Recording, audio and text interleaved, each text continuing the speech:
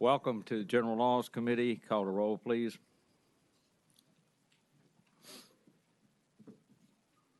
Or record your vote, I guess. Where's Dick? All right, we have a quorum. There are some house cleaning actions we're going to have to take first. We need to transfer, re-refer Senate Bill 831 and 881 to Education and Health.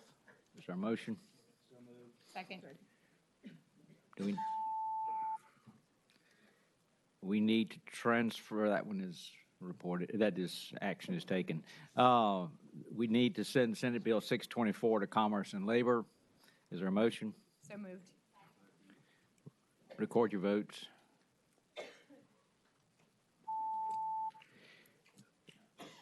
That one is likewise. Local government, we need to transfer Senate Bill 290. Record your votes. Senate Bill 727 needs to be re-referred to Courts of Justice. Need a motion? So moved. Record your votes. Come on.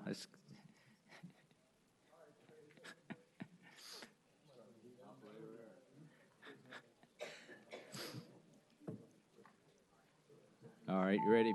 Okay. That one is likewise is transferred. Senate Bill 345 needs to be transferred to rules. Is there a motion? All right. If anyone sees Senator McPeak, please tell him when he comes in, because I didn't get a chance to tell him on that one. Back for the week on the following three: Senate Bill 719, 146, and 488. Second. Do we need a recorded vote on that? Okay, no recorded vote. Okay. All in favor say aye. All right, the motion is to strike Senate Bill 316, and that is mine, so please do.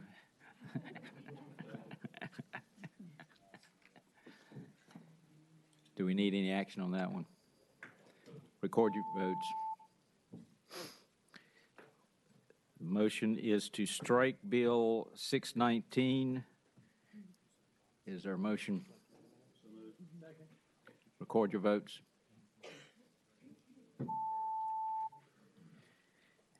The motion for the next three bills, can they be done as a block?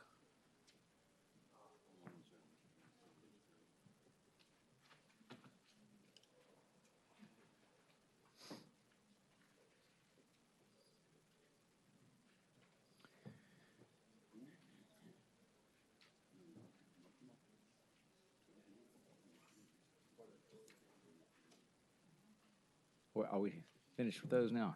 At the request of the patrons, the following bills we'd like to PBI them with the request that they go to the Housing Study Commission to look at them more effectively. 705, 706, and 460. Is there a motion? Second. Okay. All right, those are done. 460.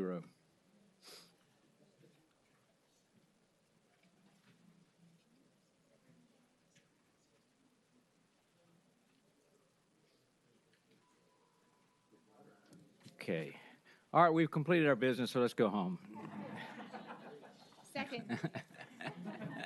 Senator Sproul, I believe you're up first.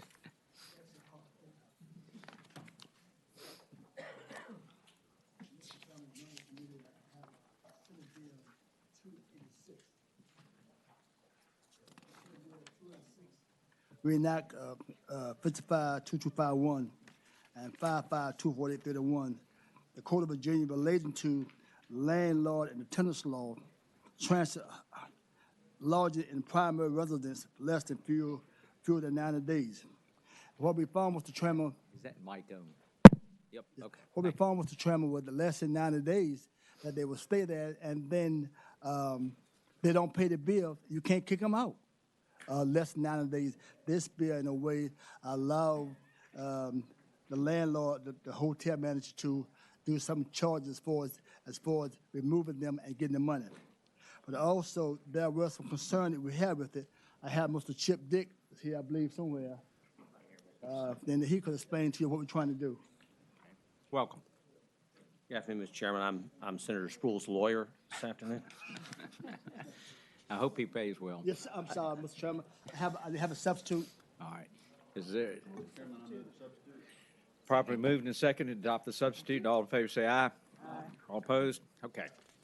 Mr. Chairman, the substitute simply fixes language and adds a paragraph 5 at the end of the bill that says nothing herein shall be construed to preclude the owner of a lodging establishment that uses self-help eviction pursuant to the section from exercising whatever civil or criminal remedies might otherwise be available, which is a better approach than was suggested in the introduced bill. And Senator Spruill agrees that this not only limits it to trespass or whatever, it's civil and criminal remedies. So just because somebody uses self-help eviction doesn't mean they shouldn't have a right to pursue either civil or criminal remedies under the law. Happy to answer any questions. Any questions? Is there anyone here in opposition to Senate Bill 286? Is there a motion? Mr. Chairman, I had a quick question, Mr. Dix. All right. I know self-help's available in commercial. I wasn't aware it's available for residential. Is it available in residential if you contract for it, or? So, Mr. Chairman, I'd say to Senator Serval, in the Housing Commission, the Poverty Law Center, and the various different real property groups work together. The question is, what do you do when you've got a hotel along Route 1, and at what point does the person become a tenant? And the compromise we worked out, 6 or 8 years ago was 90 days. After 3 months, that person becomes a tenant, and you have to evict them using an unlawful detainer. But up to that point, it's basically just a guest or invitee like any hotel, and you can use self-help eviction under that circumstance.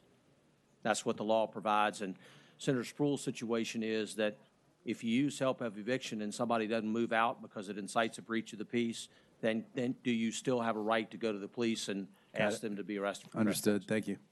Yes, sir. Any further questions? Is there a motion? Properly moved and second that Senate Bill 286 be reported.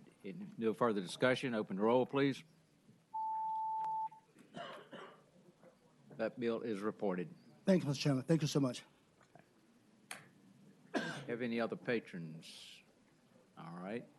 Somebody on the committee would like to, ready to go? I can go. All right. Senator Lott.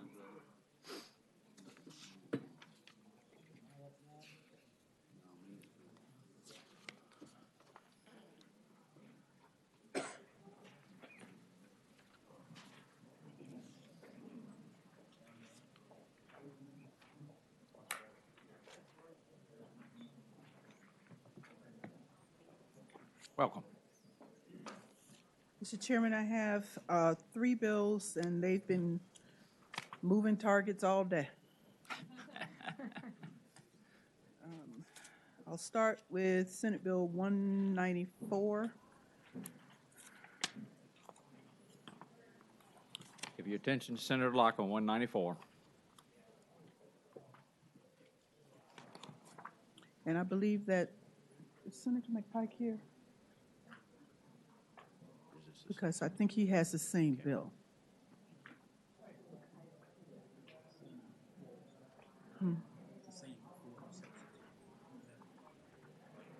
Okay, and I have a substitute for this Okay. bill. Someone like to move the substitute? Properly moved and seconded, we adopt the substitute for Senate Bill 194. All in favor say aye. Aye. All opposed? Okay. Okay, thank you, Mr. Chairman. For most moderate and low-income families and seniors in Virginia, a manufactured or mobile home is the only type of home they can afford. In fact, 73% of all mobile homeowners earn quite a modest income a year. The median price of a mobile home is only $27,000. The median monthly housing cost for people living in mobile homes is 2/3 that for people living in other types of housing. But there's a hidden cost. Most families and seniors living in mobile homes in Virginia live in a mobile home park, renting the land their homes sit on. They're often charged high lot rents and have little or no control over how well the park infrastructure, such as roads, lights, and sewer systems, are maintained. Most significantly, these homeowners often lose everything if the park is sold to a new owner who closes it to use the property for a more lucrative purpose, since most mobile homes cost thousands of dollars to move. So I would like to ask if Christy Merrill could come and discuss the substitute and what the substitute does. Welcome. Welcome. Thank you, Mr. Chair. Thank you, Senator Locke. Hello, members of the committee. Christy Marrow with the Virginia Poverty Law Center. And as Senator Locke said, this substitute is really designed to help alleviate the concerns and the dilemmas of manufactured home park residents who generally own the homes that they live in but rent lot space. And so it does primarily two things, Mr. Chair. First, there was a study done of mobile home parks in central Virginia about a year ago that found that the parks in the worst state of disrepair were parks with between 5 and 10 mobile homes situated on them. And not coincidentally, the Mobile Home Lot Rental Act currently only applies to parks with fewer than 10.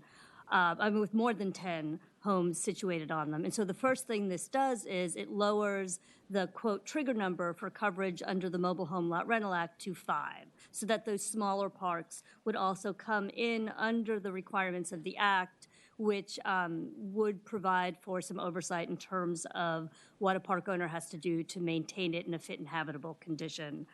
The second thing that this does, and we think this is a really significant piece, and also know that there will be some concerns, I think, raised about this piece, is that in order to give the residents of the park a greater opportunity to actually become owners or work with the new owners of a park that is going to be put up for sale, this bill would require a park owner who is contemplating listing the park for sale to give, I think the draft says 60 days, but we would certainly be amenable to 30 days, and that's what we've discussed with the other stakeholders. 30 days advance written notice to any resident association of residents who live in the park or a nonprofit acting on behalf of residents living in the park, 30 days notice of an intent to sell if that association has provided the owner written notice of their interest in purchasing the park.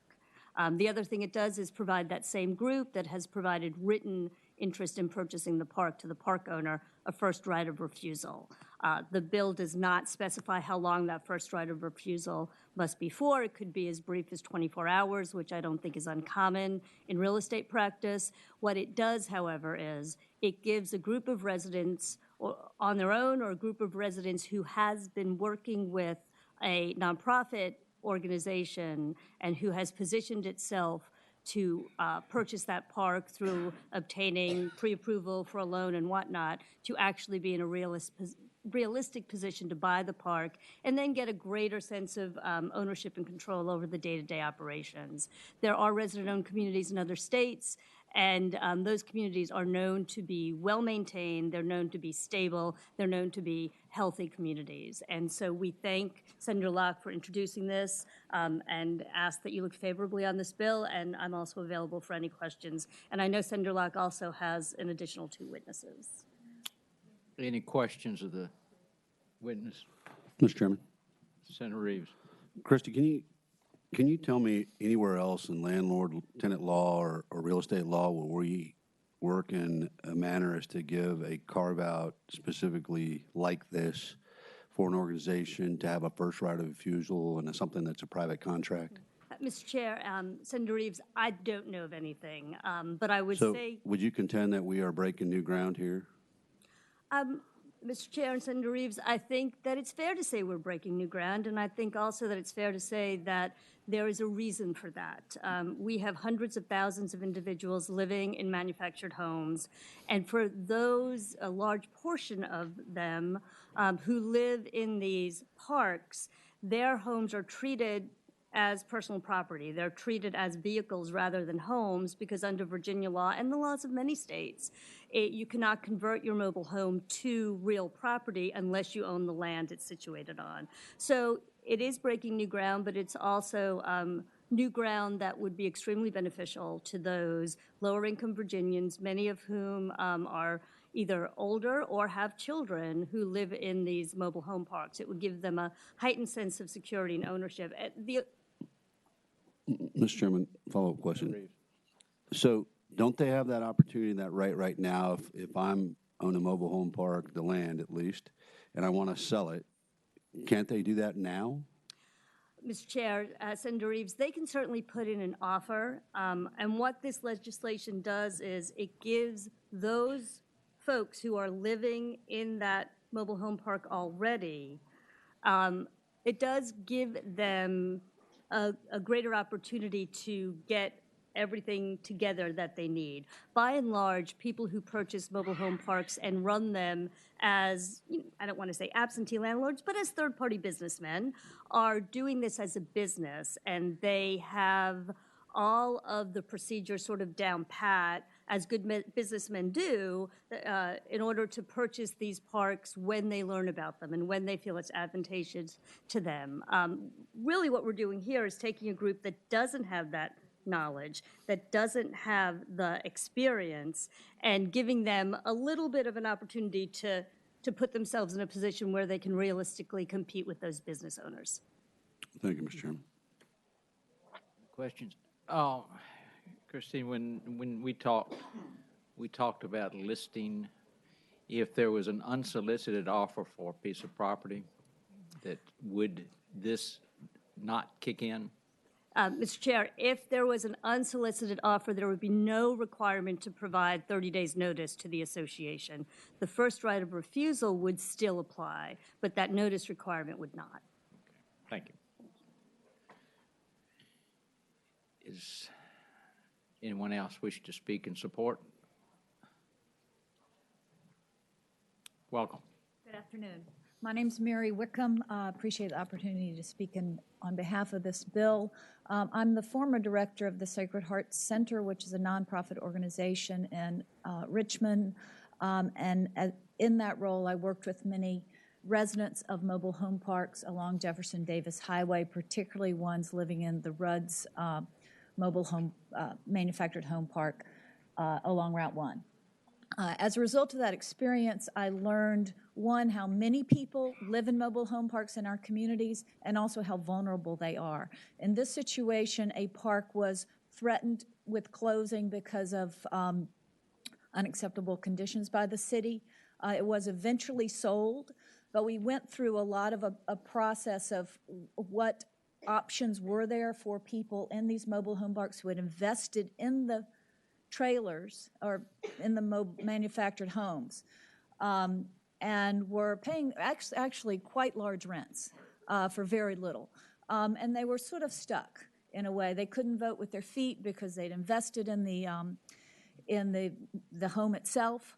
Many of them had lived in this place for 20 years, and really very few options. So I think one of the options that we were not able to realize in that situation was, could a nonprofit come in and manage the park for the benefit of the residents, or could the residents themselves form an association and buy the park? The park eventually sold for not much more than a nonprofit was willing to offer in this case. But it didn't work out the way we had hoped, but we saw sort of the potential for a positive outcome when these parks trade hands. And so I think with this legislation, it would allow that sort of bright light at the end of the tunnel that would provide possible positive outcomes for when some of these parks transition, which many of them are transitioning now because of the age of the housing stock.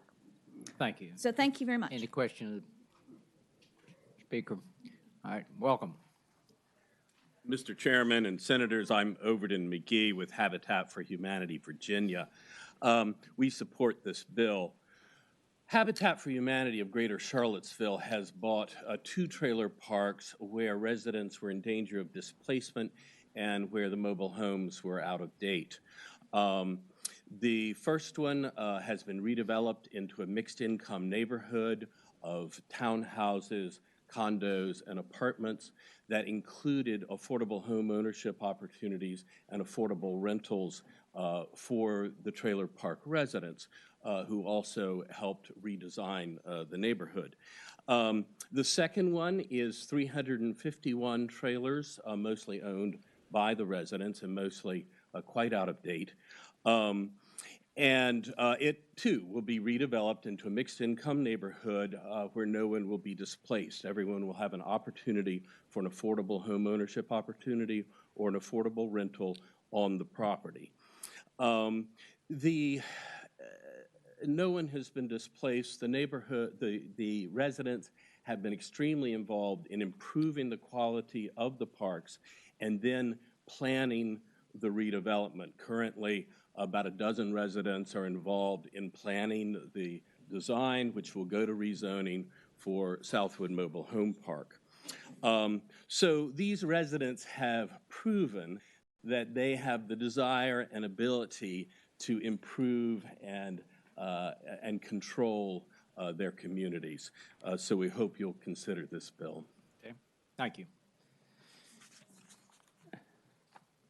Senator Donovan.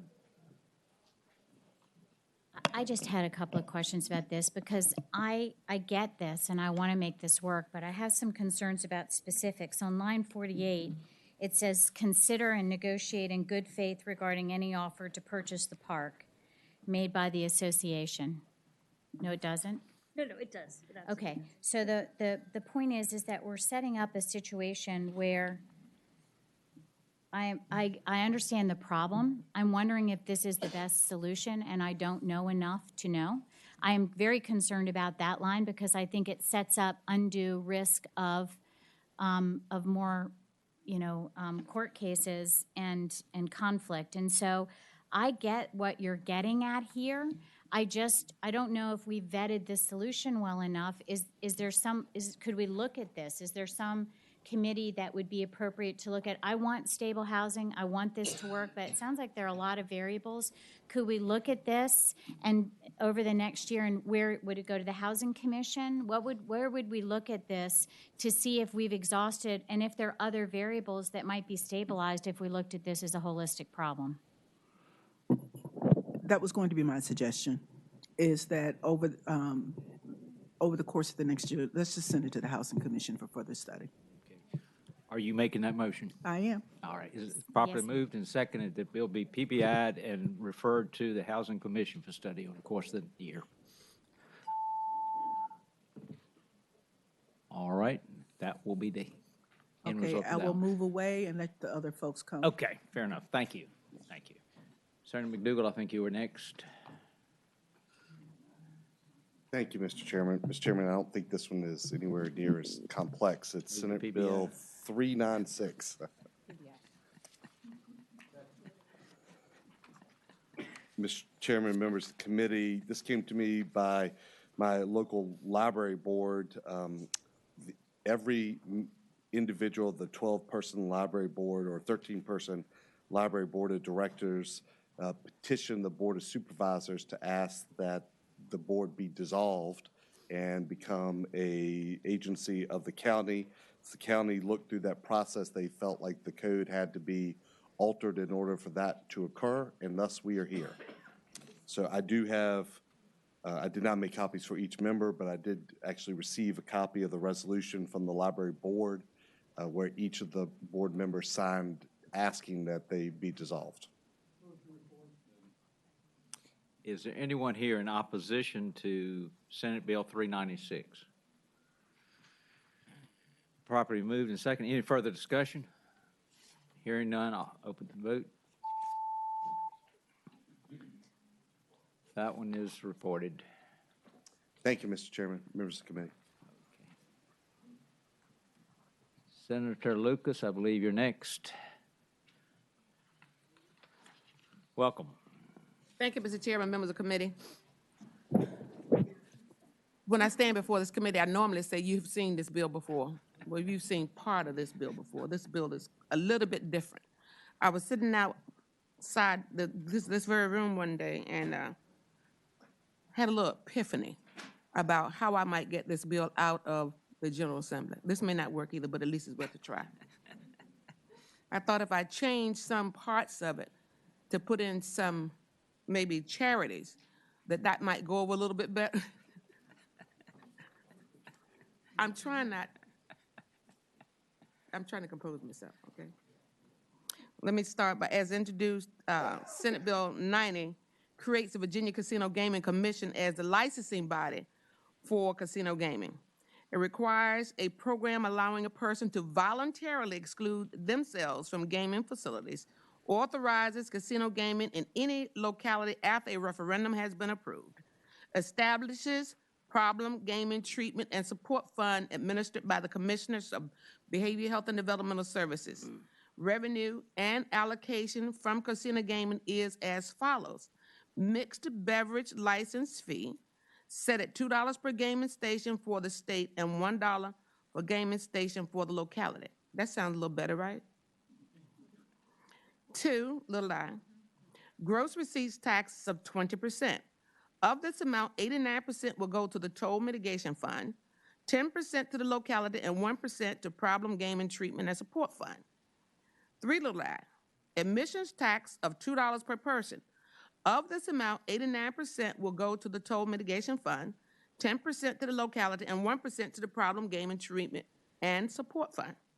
The substitute eliminates the toll mitigation fund, creating a charitable organization support fund to be administered by the Commissioner of the Agriculture and Consumer Services. And you'll find that on page 43, line 1130. Changes the revenue allocation of gross receipts and admissions taxes to 6.2 on page 63, line 1671. And of that, 80% to the general fund, 14% to the locality in which the casino is located, 5% to the charitable organization support fund. That's new. 1% to the problem gaming treatment and support fund. And Senate Bill 91, of course, is same as Senate Bill 90, except it provides for the lottery board to administer the casino gaming, and its substitute makes the same changes to the allocation. And there you have it, Mr. Chairman. That's my new version of my casino bill. Properly moved and seconded that the substitute be adopted for Senate Bill 90. All in favor say aye. Aye. Senator Lucas, I applaud your determination, and on behalf of the timber industry, I appreciate all the paper we've used. That you and I both serve that community well. Are there any questions of the patron? Is there anyone who wishes to speak in opposition to the bill? It doesn't make any difference to me. This isn't quite support I was looking for. Eddie Ayler, Virginia Assembly Independent The way Baptist. I deal with it is usually ask for opposition. If there's no opposition, it passes. And on a good note. That's Okay. okay. See. And so, as you know, we've spoken before, and we haven't changed our position. Our concern is casinos in general and gambling in general. We just oppose it. And so I'll not belabor the point. Thank you. Thank you. Welcome. Thank you. Welcome. Thank you for welcoming me. Sherry Neal, Legislative Liaison for the City of Portsmouth. We strongly support this bill. We see it as an economic engine and something that could help cities like ours, and we hope that you'll look upon it favorable, and we'd like to change this. Thank you. Thank you, Chair. Welcome. Hi, Josh Hetzler with the Family Foundation, and we oppose this bill as an expansion of gambling. Thank you. Thank you. Anybody else wish to speak for or against the bill? Is there any questions of the patron? Mr. Chairman? Yes, Right here. Senator Town. Mr. Chairman, and nothing against the patron. I love the patron to death, and she knows that. But, Mr. Chairman, I pride myself on being able to read and digest these bills and dissect them. But I can tell you I'm on page 14 right now of the substitute, and there's no way I'm going to get through this today. And as a matter of fact, there's some code sections here that I'm not familiar with, so I've got to go and dig into those. and Louise, I love you to death, but I can't digest this in this amount of time that we're going to have today. So with that, I'm going to make a motion that we PBI. And in the future, if you can just give me a heads up on something like this so I've got a chance to read it. I can't vote on a 68-page substitute that I haven't read at the dais. So I apologize for that. I love the patron to death, but I'm going to have to move to PBI.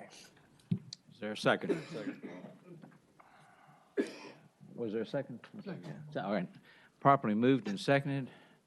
Any further discussion? Chairman, can I speak really quick? Senator Searle. Thank you.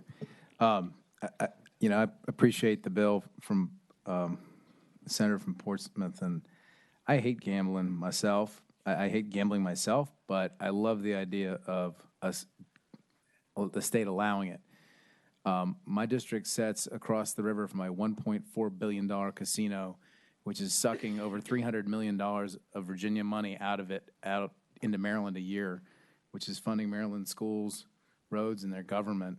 And every year we don't act, we cost our taxpayers probably a couple $100 million because our people are fleeing to West Virginia, Maryland, Pennsylvania, North Carolina, who knows where else, to satisfy their desire to exercise their interest in gambling in states that have more of a free market on such issues. And so, I would urge my colleagues to vote against this. I think that while not all of us like to gamble, I think we're missing the boat here, and Virginia tax dollars are being lost. Thank you. The motion is to PBI. Open the roll, please.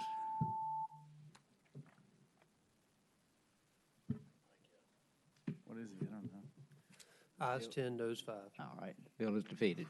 My parting statement is always, I'll see you again I'm next year. sorry, I voted that wrong. What about Senate Bill 91?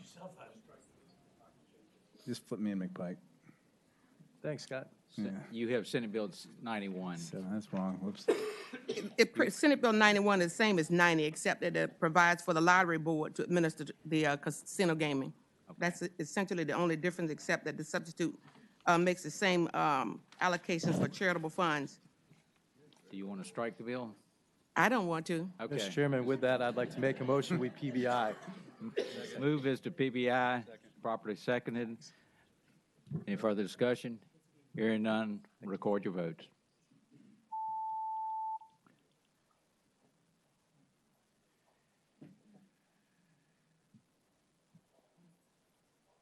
All right. Ayes 7, noes 8.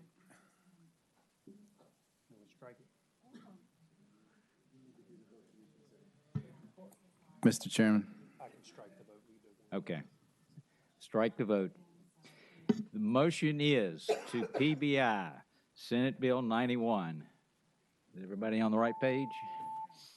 All right. Ayes 8, noes 7. Okay. That bill is PBI. Thank you, Mr. Chairman. Senator DeStefano, you have a year to read this bill. Senator Favola. Thank you, Mr. Chairman. Good afternoon. My bill is Senate Bill 188. And what it does is it allows for competitive negotiation or best value negotiation for certain services in local governments. I do have a line amendment, so I would ask that the committee adopt the line amendment, please. Amigo, you going to report that? Thank you, Mr. Chairman. The amendment is at line 76 after the Romanet 2 insert, except in the case of the procurement of architectural or engineering services, comma. Is there a motion to adopt that amendment? Properly moved and second. All in favor say aye. Okay. That one is added to the bill. All right. What would you like to tell us? Well, Mr. Chairman, what this does essentially, it's in 3 lines. So if a public body goes out with a request for a proposal and does not disclose any particular elements of that proposal or any non-binding elements, The public body would be able to negotiate with the top two offers. And this would be based on more than just the lowest price that comes in. We're really looking at best value. When jurisdictions are dealing with professional service contracts, they're usually complex contracts. They need they're for large dollar amounts. They need a certain amount of expertise. They want to make sure that they're getting quality and expertise. And that is not always reflected in just a cheapest bottom line cost. So I'm carrying this bill on behalf of Loudoun County. This has no impact on the state. This is merely giving local government this authority. And I would sincerely hope that the body chooses to pass the bill. Loudoun does have a contract lobbyist here. Perhaps he has something he would like to add. Roger. Welcome. Mr. Chairman, Roger Wiley speaking for the Loudoun County Board of Supervisors, which did request Senator Favola to introduce this bill. Under the present law, even though the Procurement Act generally wants competitive procurement based on, at least in part, on price, for professional services, you really are not allowed to introduce price into the equation before you've selected the firm you want to hire. What this would do is allow you to select two firms and then effectively negotiate price with the two of them and thereby introduce price as a factor in the decision-making process. The amendment that you just adopted excludes architects and engineers. They objected strenuously to this. I'd leave it to them to explain to you why they should be treated differently from the other professions. But from Loudoun's point of view, even if we can't do this with architects and engineers, it helps to be able to do it with accountants and other professions. You've been around a couple of years. You're being kind, Senator. In the last couple of years, I've had a lot of conversations with Bill Axel about the procurement law, which first came into existence in the mid-'70s. And it's worked fairly well as far as the negotiation. Why does this need to change? Well, it's frustrating to folks in local government that you have to make the selection of the firm that you want to hire without having first been able to find out how much they cost and how much they cost in relation to your other choice. If you're hiring accountants to do your annual financial audit,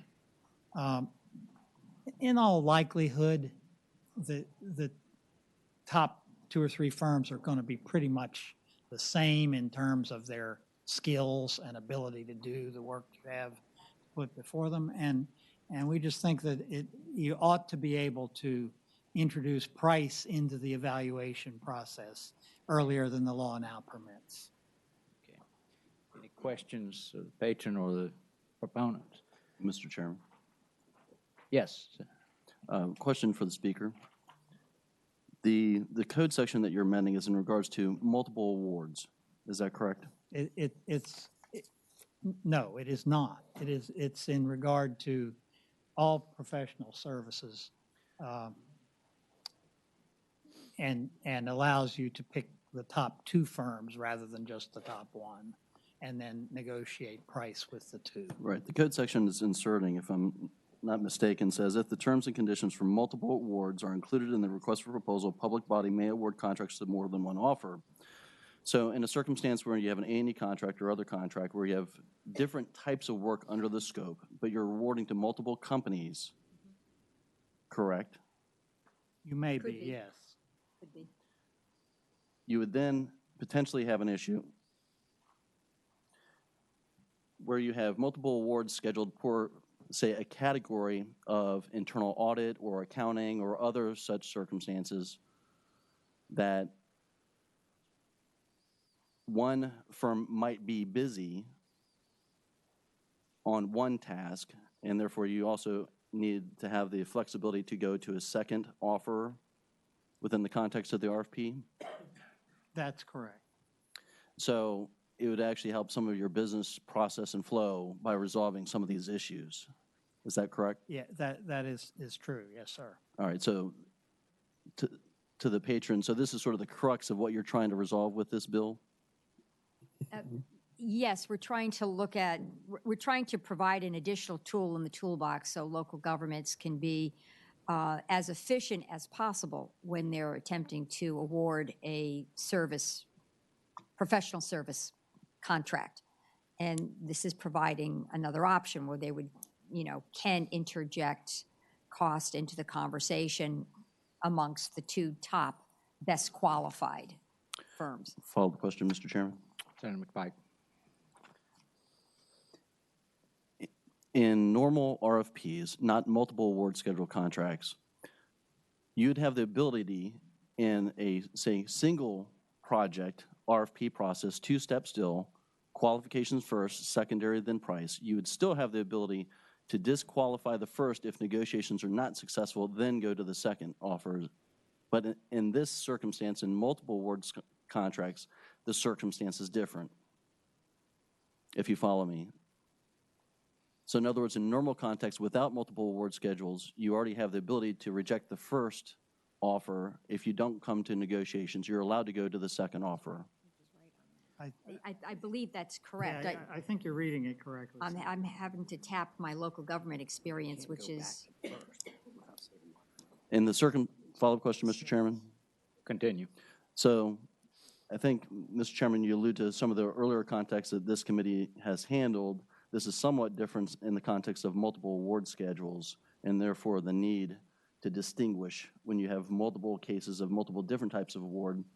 Local governments can often do an RFP for multiple types of services without having to do single offs of procurements every single time for every little small task. Therefore, they set up multiple award schedules trying to resolve some of these issues. It's like an umbrella contract, Mr. Chairman, where we would be hiring for different services among an umbrella contract, but that would be covered under this. This language would provide for that situation. And that happens, frankly, that happens more frequently with architectural and engineering contracts, but I think it could also happen with accountants or other professionals. Yeah. All right, is anyone here to speak in opposition to the bill? This would put anybody to sleep. Welcome. Mr. Chair, members of the committee, Patrick Cushing with Williams Mullen, representing the American Institute of Architects, the American Council of Engineering Companies. We're not opposed to the bill. We were opposed with the introduced version. We had this worked out to carve out architects and engineers. I can go into an explanation as to why, if the committee's interested. There's a lot of discussion here, and I think some of the process around how architects and engineer services are procured and why we do it the way we do and why it's important to exempt architects and engineers from this. I'm happy to go into it if the committee wants, but with the amendment on it, we're not opposed, so I offer that. Patrick, I believe that you were one of the members of the study commission for a couple of years looking at the process. Yes, sir, it was my pleasure. Did this issue ever come up in that 2-year discussion? This specific issue may have been raised by one local government, but it was not part of the broader discussion. That committee heard a lot of different ideas on changes to the Procurement Act, some good, some not so good. From our perspective, this was not part of what the committee narrowed down to its main discussion points. But if there'd been a loud enough voice, then it would have come up, wouldn't it? So in that, Mr. Chairman, in that meeting process, I believe it's fair to characterize that the concerns, the major concerns of the broadest scope of local governments and public entities were those that were brought up. I don't recall whether this was an issue that Loudon brought up at this time, but in my conversations with Loudon and others, I'm not aware of any other locality that's asking for this at this point. I believe it is just Loudon. Well, I only represent portions of 3 jurisdictions, Arlington, Fairfax, and Loudon. again, this would be permissive, so jurisdictions could use this or not. I can't imagine a jurisdiction would stand up here and say, oh, no, I don't want another tool in the toolbox. Any further questions?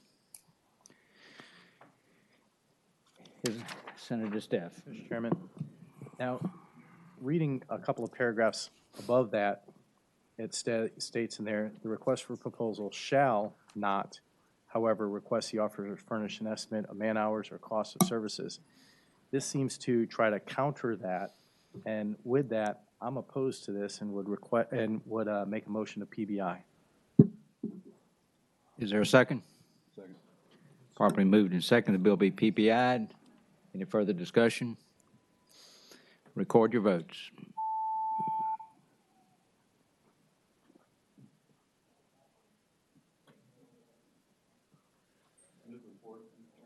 Second.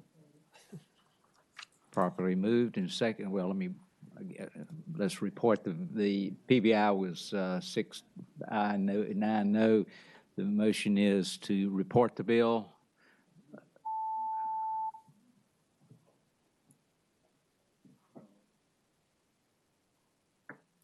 Ayes 8, noes 7. Okay, the bill is reported. Thank you, Mr. Chairman. Thank you, members of the committee. Okay, Senator Locke, you ready to proceed again?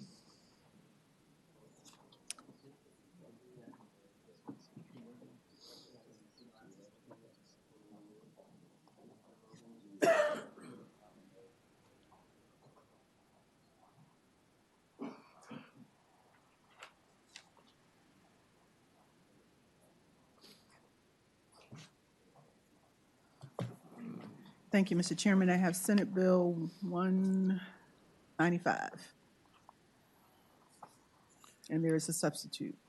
There's no substitute? Oh, 5 amendments. Amigo, you want to report those amendments, please? Thank you, Mr. Chairman. The amendments are technical in nature, and the crux of them are to change some numerical sites. The first one is in line 5 in the title, after through, strike 55-252.7 and insert 55-252.6. The second is on line 78, after section, strike 55-252.4 and insert 55-252.3. The third amendment is on line 8, again after section, strike 55-252.4 and insert 55-252.3. The fourth amendment is on line 88, after section, strike 55-252.4 and insert 55-252.3. And the last amendment is on line 179, after section, strike 55-252.7 and insert 55-252.6. You've heard the amendments. Is there a motion to adopt those amendments? Second? Probably moved and adopted to adopt the amendment. Second, say all in favor. Say aye. Aye. All opposed. Okay. All right. Explain to us what that did. Okay, it was wrong sections that were just corrected. Okay. What Senate Bill 195 does is it creates the Virginia Residential Rent-to-Own Real Estate Contracts Act that establishes contract requirements and prohibitions for installment land contracts and lease options contracts. And to better explain that, Eric Dunn is here with the Virginia Poverty Law Center. Okay. Welcome. Thank you, Mr. Chairman.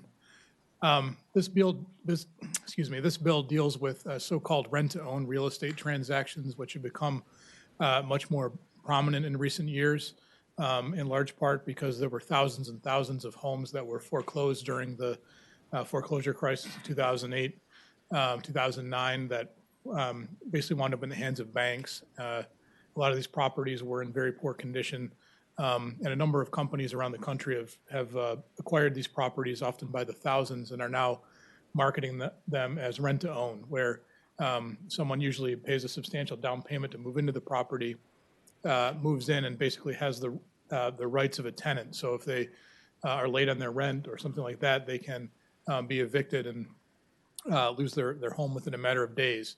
But unlike with the traditional tenancy, they have to make their own repairs and improvements. And then typically they would either have an option to purchase the property after a certain period of time, or they would be buying it basically in a land contract where they would be paying the purchase price off over a lengthy period of time. There really aren't any, there's no regulatory scheme governing this type of transaction in Virginia, so this bill would impose a set of ground rules to make sure these transactions are fair and not predatory to the borrowers. So it does things like require a disclosure of all the material terms and conditions of the transaction. It requires that the contracts be recorded so that someone can't sell a property to one person and then go and take out a new mortgage and wind up owing more on it than they're selling it for, or even enter into another contract with someone else, which has happened from in the past. And it provides some protection for people who've made significant progress in paying the contract off, that they would have notice and a chance to cure a default or sell the property before losing their investment. I'm happy to answer any questions. Senator Black. Chairman, thank you. I understand the problems with rent to own, and I applaud the fact that you're looking into it. But the problem that I have with this, and perhaps you can resolve it, but it requires that the manufactured home park owner notify the residents and prospective residents of the intent to sell the park, and then consider offers to purchase. This is not Am that I- bill. Oh, okay, okay, you're on 195. Okay, my apologies. Oops. Okay, my apologies. Well, I have a question on this one then. On line 67, you've laid out a significant list of issues that basically are violations, and you have on line 67 you give a 1 business day period of time in which to correct the deficiencies. Now, if the owner is away on vacation or something like that, does that put him in a position where he's in violation and subject to civil penalties and that sort of thing? Again, Senator, I gave away my only copy of the most recent version, so I'm not sure if I have the same line 67. Seems like you and I are both in the blank. Doesn't sound like something that's in this. I understand. But it does give a 1 day, basically 1 day cure period on line 67. Oh, actually, sir, that's a provision where if the purchaser wants to say they have the ability to take out a more traditional conventional loan from a bank and pay the contract off, they would have a right to get the purchase price, and the seller would have 1 business day to provide that to the purchaser. Mr. Chairman. Senator Black. So it gives the owner a single day to review all of the records, to compute the payoff price. Chances are that the owner is going to go to his CPA and say, hey, look, can you do this? I don't see a practical way that that's ever going to happen. So as drafted, it's going to throw everybody, every owner is going to be thrown into default on this thing. Well, Senator, I would say that one of the changes that we negotiated with the realtors was to have an exception for small owners who are doing this, have owned 1 or 2 properties. So this legislation is really targeted at the larger companies that would be entering into these transactions. And we don't see any reason why those companies wouldn't have the resources to be able to provide a payoff figure within 1 business day. Thank you. Mr. Chairman, I've got a motion to PBI this, and my reason's a little bit different. Down on line 177, the way this thing's structured with a default of the purchaser makes it almost impossible to, for the owner to take possession if they provide any types of funds. So with that, I'd like to make a motion with PBI. Properly moved and seconded that Senate Bill 195 be PBI'd. Any further discussion? Hearing none, record your votes.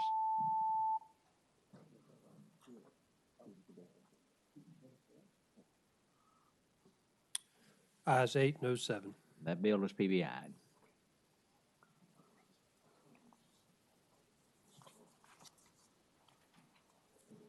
Thank you, Mr. Chairman. I have Senate Bill 197.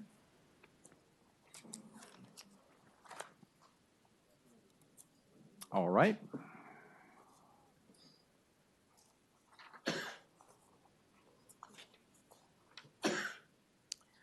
Senate Bill 197 is intended to clarify provisions for landlords and tenants under the landlord-tenant laws. Under current law, when a landlord makes a decision to evict a tenant, they send the tenant a termination notice. The termination notice advises the tenant they are required to vacate the dwelling unit and that the landlord is going to seek an eviction order from the courts. As part of the termination notice, a landlord is required to include an acceptance of rent with reservation statement, simply meaning that any future rent payments will be accepted with reservation, thereby maintaining the right of the landlord to proceed with the court process. This requirement applies regardless of the type of termination notice. The acceptance of rent with reservation process is the subject of a lot of confusion and misunderstanding by judges, lawyers, landlords, tenants, and property managers. So Chip Dix is here to clarify any further. Mr. Chairman, if I may.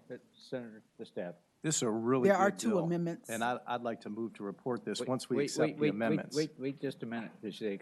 Let her add the amendments first.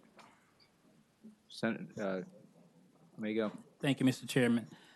The First Amendment is on line 79. After such notice, strike shall and insert may. The Second Amendment is on line 86.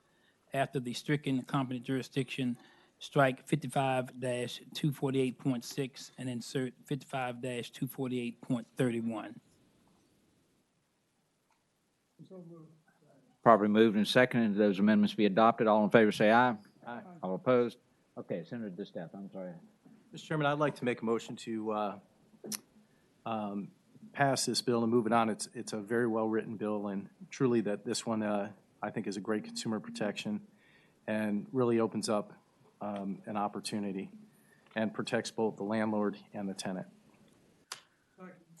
Properly moved and seconded that Senate Bill 197 be reported. Any further discussion?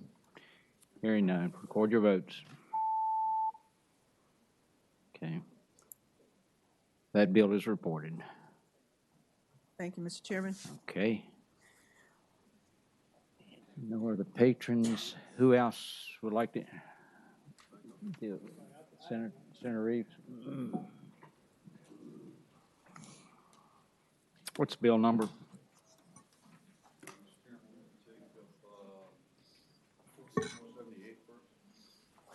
478. Mr. Chairman, I think there's a substitute that needs to be approved. Amigo, if you could pass that out, please. Mr. Chairman, I move the substitute.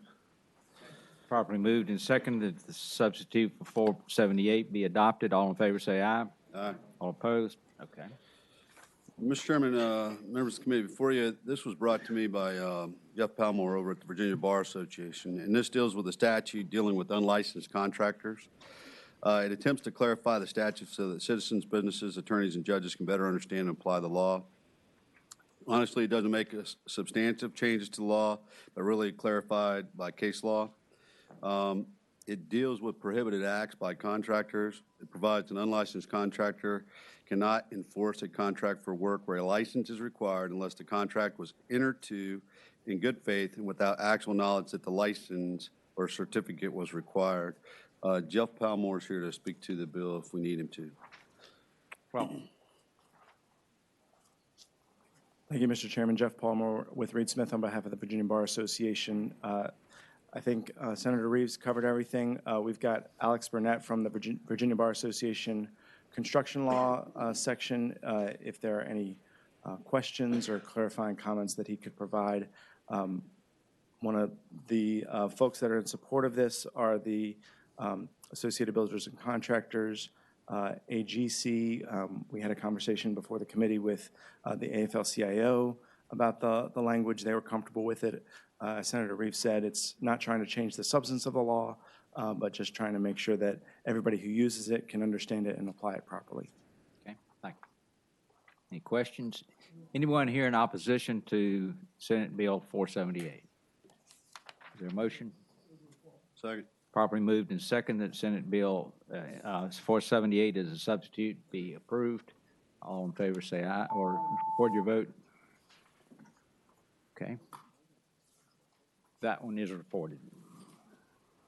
Mr. Chairman, I think I have a second bill in here, Senate Bill 831. I think Amigo was working. We went and sit in health. Oh, that's in health. All right, I'm off here. Okay. Who's next? Monty? Senator Mason?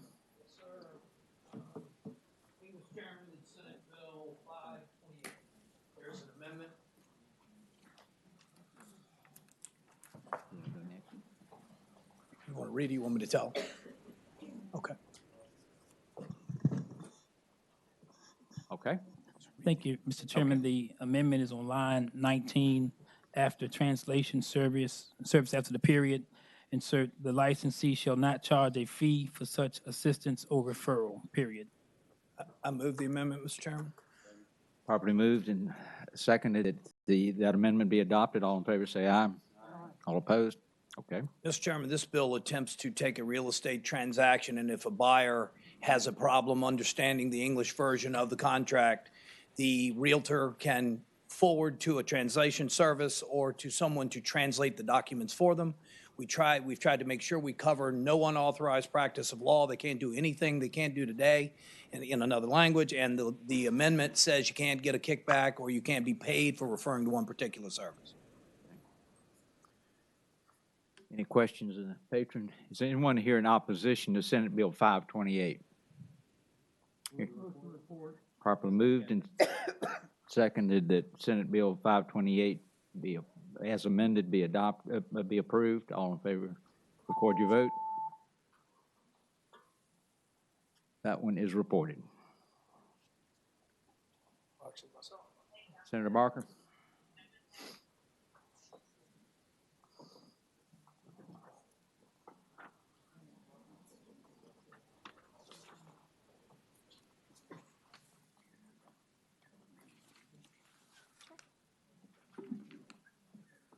Thank you, Mr. Chair. I have actually three bills today. One is one that I introduced. The other two are two that Senator Edwards introduced, and I can try to handle those. But if they get in trouble, we'll just pass them along. But I think they may be able to be adopted. The one I have is Senate Bill 391, which is addressing issues were studied extensively through the Housing Commission this past year, dealing with smoke and carbon monoxide alarms. There are amendments to that, so. Senator DeStef. That's the exact same as mine with the three amendments. Or we can roll them together. All right, you want to roll them together? Go ahead and do them.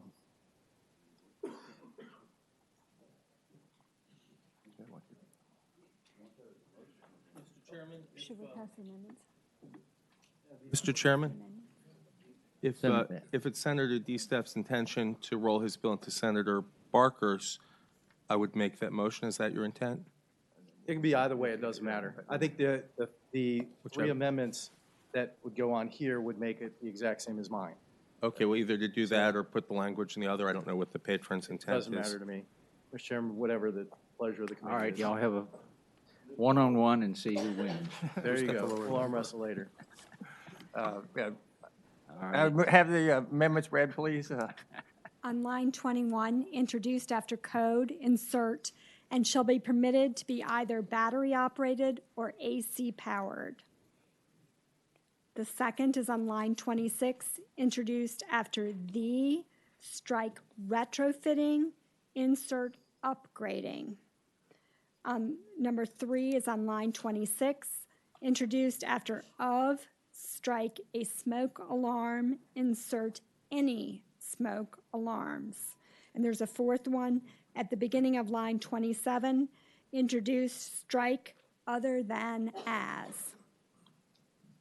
Mr. Chairman, if I may move the amendments, but this is one I've worked on for about 8 years.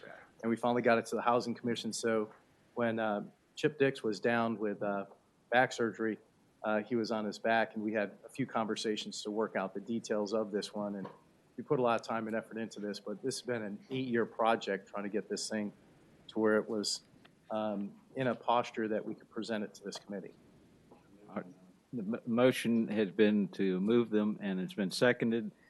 All in favor of of adopting those amendments to both bills, say aye. All opposed? All right, did y'all have your fight out now? Who's gonna? You want me to present? You want to present? Yeah, go ahead, go ahead. All right. So, Mr. Chairman, members of the committee, I'll walk you kind of through the situation here. In Virginia Beach, we had a couple of fires in apartments and single-family dwellings, and they did not have the appropriate smoke detectors outside. They found out later that they actually did have the appropriate smoke detectors, they just weren't in good working order. On one of them, it had been painted over, and the fire marshal said it had been painted over somewhere between 20 and 30 times. So there was no way that it was going to work, but if you push the button, you would get the beep. So this has been a long, drawn-out process to fix this piece of the code for the last 8 years, to where we finally have it where everybody's pretty much in agreement. It went through the Housing Commission. It came out of the Housing Commission. There were so many issues when we first, in Virginia Beach, we actually went through and they found like 400 smoke detectors in 2 apartment complexes that all had been painted over multiple times. So without the liquid smoke they spray up, even if you sprayed the liquid smoke, it would not go off. However, if you push the button, it would go off. So this rectifies that situation. This is work that I know that, Chip, you guys have been working on this for how many years? 4 or 5 years. So an 8-year project of mine, 4 or 5 years with Chip and the Housing Commission. And I think this is finally in a position where we're ready to move forward. Everybody's happy or happy enough. And we've solved a problem that has really been a sticky wicket for quite some time. If I might just add a couple of things, because we went through it extensively with the Housing Commission. One of the challenges we found, and it was brought to us attention of one of Senator DeStepp's, I think, constituents, is the inconsistency in implementation of things across the Commonwealth. It's optional as to what's done within a jurisdiction, and so one jurisdiction would have one requirement, another jurisdiction would have a different requirement, and it was very difficult to enforce. It was very difficult for even the installers to know what jurisdiction they were in, and therefore what types of smoke alarm or carbon monoxide detector would be necessary there. So this standardizes it significantly across the Commonwealth there, ties it to the building code where there's building code language that's there, and makes it for it so that if a building code requirement was in effect at the time that the smoke alarms were installed, as long as they're compliant with that building code, they're fine in terms of operation of things. So I think we've done things that are sensitive and responsive to the issues that landlords have encountered, but also making sure that the tenants are protected as well. All right, since Mr. Dix is standing, I'm gonna let him come to and let y'all, while y'all are fighting over what number we're gonna use. Go ahead, Chip. Chairman Chip Dix on behalf of the Realtors, and Senator Locke chaired this work group. There were over 20-some stakeholders. Everybody agreed on this draft with those edits. I don't think there's any opposition to the bill. Okay. Thank you.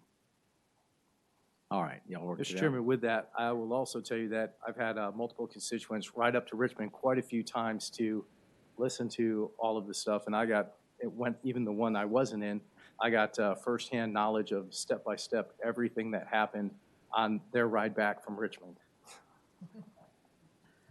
All right. Senator Evan suggests we use 391 The motion would be to roll the bills together and list both patrons as co-chief patron. Sounds fine. That's fine. Yeah. Is that agreeable? Yeah, that's fine. We can go up, we can go down, it doesn't matter. All right. Got that? I got Okay. 743. Any further discussion? Mr. Chairman, Senator, just one question for Mr. Dix, if I may, Mr. Chairman. The section excludes, obviously, pre-existing. If the building was built in 1965, it doesn't need to update it to any of the codes outside of having working fire alarms. Is that correct? Chairman, I'd say to Senator McPike, what we've done is kind of split that a little bit. So what actually happens is the last date of renovation, that would be the date that the code would apply. Right. And so under that circumstance, you wouldn't be required, if you're a homeowner, to do any hardwiring. In those circumstances, you would put in battery-operated smoke detectors, but you put them in the correct locations under the current building code. Okay. So the exclusion of the statewide fire prevention code, you feel that the bill has an adequate coverage under the UBC or other provisions that still provide the adequate pockets, coverage, other issues despite that exclusion? Mr. Chairman, I'd say to Senator McPike, that is correct, and this was worked out with the building code folks and the fire code folks. As you know, the building code establishes where the smoke detectors go, and the fire code is involved in the enforcement aspect of making sure that they're operational. Okay. Thank you, Mr. Chairman. Thank you, sir. all right, the motion is to roll the two bills together and list both as co-chief patrons. All in favor, record your vote.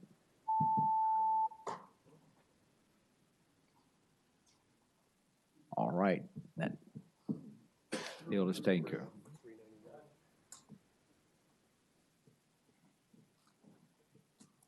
Okay.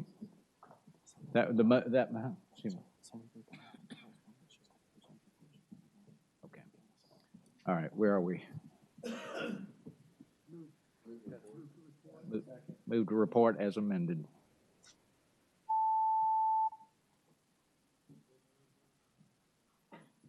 All right, that is reported. I didn't want to vote on it, no. Ayes Okay. 15, no zero. Okay, Senator Donovan. And may we pass by for the week 328? I almost have peace in the valley. Okay, if no objection, then that bill will be dealt with next week or later. Senate Bill 328. Is Mr. that the Chair. only one you had? Okay, Mr. Chair, I'm sorry. do you want me to deal with Senator Edwards' bills? We can give it a try and see what happens. All right. Apparently, he trusted me enough to suggest we do this here. First one is Senate Bill 294, which Senator Edwards has in. It's a cleanup of a provision that was put in place that did not quite accomplish all it was intended to accomplish. This deals with the exemption from the APA for moving forward with regulations on the provisions dealing with real property tax exemption for both disabled veterans and for surviving spouses, which we've had constitutional amendments that have passed providing those provisions. Unfortunately, when the bill was put in originally, it provided for exemption from the APA for the disabled veterans, but not for surviving spouses, and the Department of Veteran Services have elected to just equalize that across there. So that's all that is contained in this bill. Is there anyone who wishes to speak for or against Senate Bill 294? Any? Second. Properly moved and seconded that Senate Bill 294 be reported. All in favor say aye. That one is reported. Okay. All right, the other bill I have is Senate Bill 459. This is a bill that came from the Joint Commission on Healthcare, on which Senator Edwards serves. I have also to serve on that, and there is someone here from the Joint Commission to be able to answer any particular questions. We're going to hold that bill. Okay. And hear that in a subcommittee that's going to deal with some of this data sharing. Okay, issues. that's fine. Okay. Thank you. Does that complete your work? That's right. Okay. On, what bill was it? Amy? Senate Bill 195 was PBI'd. I would ask that someone who voted on the prevailing side to bring that back up so that we can refer that to the Housing Commission. So moved. Properly moved and seconded, the bill 195 be put back on before us. And Senator Locke, you want to make the motion? I would like to move that it be PBI'd and we refer to the Housing Commission. Properly moved and seconded. Any further discussion? Hearing none, I'll record your votes. Okay, that one will go to the Housing Commission. Okay, who else has a bill? Senator Evan?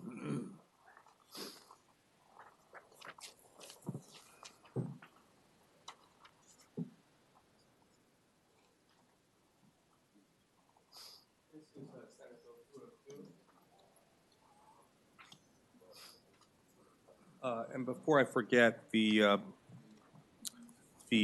Northern Virginia Chamber of Commerce asked me to state that they're for this. I don't know if the Northern Virginia Technology Council's in the room. Okay, they'll mention their own position. We've had this bill for a number of years. It passed 12-3 last year. It prohibits discrimination in public employment only, on the basis of sexual orientation or gender identity.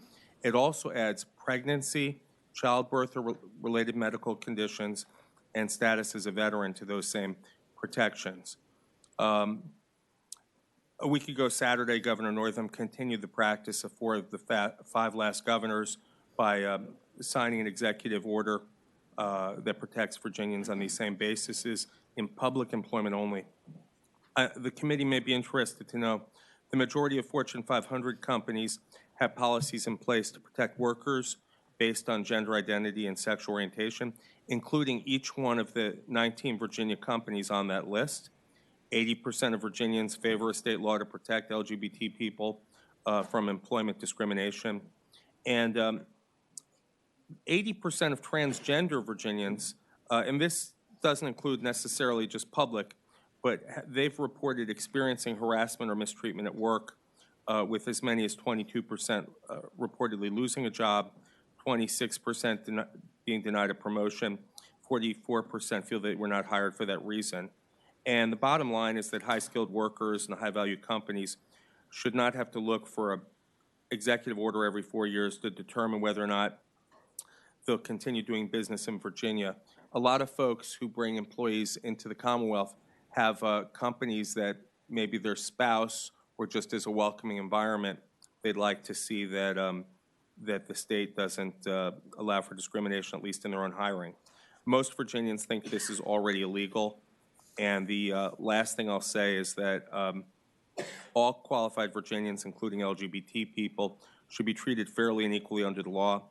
If a person is qualified, capable, and able to work, they should have a level playing field where they're judged solely on their qualifications and experience.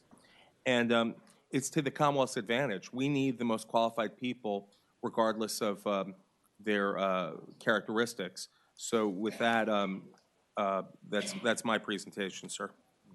Thank you. Does anyone wish to speak in support of the Senate Bill 202? Welcome. Chairman, James Parrish, Equality Virginia. As the senator said, this bill has been before you and passed for the past 3 years. We definitely believe that all Virginians, including gay and transgender Virginians, shouldn't be discriminated or denied the opportunity to work for their government, and so we encourage you to support this bill. Thank you. Thank you. Welcome. Mr. Chairman, members of the committee, mostly because there are a couple of new faces on this committee, I just want to point out that there is not currently in Virginia law any codified protection against discrimination for anyone based on race, gender, national origin, religion, pregnancy, veteran status, and this also includes LGBT people. But we don't have a legislative policy that says that people shouldn't be discriminated against in our schools, colleges, and other public workplaces based on who they are, whether it's because they're Black or Jewish or women or men or military people or not military people or gay people. And so I hope you will do what this Senate has done several times now and approve this bill and send it on to the House, where one hopes it would get a more receptive reading. Thank you. Thank you. Welcome. Hello, Mr. Chairman. Sarah Wilson, Department of Human Resource Management, and the administration strongly supports this bill. Thank you. Welcome. Mr. Chairman, members of the committee, my name is Troy Murphy. I represent the Northern Virginia Technology Council. We represent about 1,000 member organizations and 300,000 employees in the region, and we echo the previous comments and strongly support this legislation. Thank you. Thank you. Anyone here in opposition to Senate Bill 202? Eddie Ayler, Virginia Assembly Independent Baptist. Not asking you to put religion in there, not asking you to put anything in there, but prefer to be treated with regards to one's qualifications. Thank you. Thank you. Welcome. Mr. Chairman, Bill Janis here on behalf of the Family Foundation. Mr. Chairman, members of the committee, we were opposed to the bill, and if you'll indulge me briefly, I'll tell you some of the reasons why we're opposed to it. If you, this appears to be targeted, and I heard what the patron Senator Evans said originally. It says that he gave percentages of folks who feel they were fired or not hired because of their sexual orientation or their identity, gender identity. According to the Virginia Department of Human Resources Management, from July 1st, 2009 through to the end of 2016, which is the last full year for which they had statistics, there were approximately 12 total registered complaints based on sexual orientation to the Virginia Department of Human Resource Management from public employees of the Commonwealth of Virginia or from localities. None of them were deemed to be valid. That's 2 a year, okay? As Senator Evans said earlier, the private sector has already addressed this and has said we favor hiring, and they're free to set their hiring policies as they choose to. There's absolutely no evidence that there are actual cases of state employees of the Commonwealth of Virginia being not hired or fired based on their sexual orientation or their gender identity. And in fact, it's been the policy of the past 4 governors by executive order, including the last Republican governor, to not make hiring or firing decisions, promotion or demotion decisions, salary decisions, or the other decisions that are covered under the appropriate code section based on either gender identity or sexual orientation. This bill addresses a problem that there's no evidence exists amongst the state workforce in the hiring, and seems calculated to be more of a statement of purpose or a statement, a symbolic statement, than it is calculated to address or confront actual cases of discrimination that are documented and have been filed with the Department of Human Resources Management. There are other problems with the bill when you look at the definition of veteran. So it goes to great length defining sexual orientation and gender identity, right? But these are very expansive and very broad definitions, and the definitions may or may not be patent characteristics, and in many cases are going to be latent characteristics. You're now placing a supervisor or a manager or someone in the state workforce in a position where, never having had a conversation with that state employee about their sexual orientation or about their gender identity, characteristics which may or may not be patent in the same way that their religion or other characteristics that are already protected are, they now, when they make a hiring, a firing, or some kind of a disciplinary decision totally unrelated to those characteristics, are opening themselves up to the grievance procedure. There's other problems with it. Veteran is undefined. There is a definition of veteran, but it's not incorporated by reference at this code section. And then if you get down to line 365, I don't really understand why this is, but at the same time that this bill purports to create additional protected categories, whether it's for pregnancy or childbirth, veteran, sexual orientation, or gender identity, it strikes a pre-existing protected class from the list, and that's creed at line 365. Now, that word creed appears in every place in the Code of Virginia, in all 15 places where this list of protected groups is included. And it's not religion, because religion's already on the list. Creed's not defined in the code, but it strikes it out. I'm not really sure why that would be, and I'm not really sure why the patron would want to, at one and the same time, expand coverage to protect additional categories of protected persons, while simultaneously striking pre-existing classes of protected persons from the list. For these reasons and for all the others I've stated before, I hope you'll vote against the bill. Senator Black. Question for the witness. Senator Janis. Thank you for your presentation. One of the concerns, and perhaps you could tell me whether this is accurate, but when we have let's say we have a mandated drawdown in personnel, and a department has said, okay, we're going to have to cut 10%. When we have these special categories of individuals, doesn't it invite litigation? In other words, if I have several people and I have to draw down, and if I happen to choose and say, this guy really is not cutting it at work, and I discharge him, then the next thing, am I not going to be faced likely with a lawsuit for discrimination based on, the fact that I selected him for whichever category he falls in? Well, that's a good question, Senator Black. If you look at line 47 of the bill, subparagraph C, section 2.2-2901.1, it's actually section 2.2-3004. But if you go to subsection C, which starts at line 47, the code says that complaints relating solely to a drawdown or some of these other, the scenario that you described, shall not proceed to a hearing. But that's precisely the point of this legislation and of this code section in particular.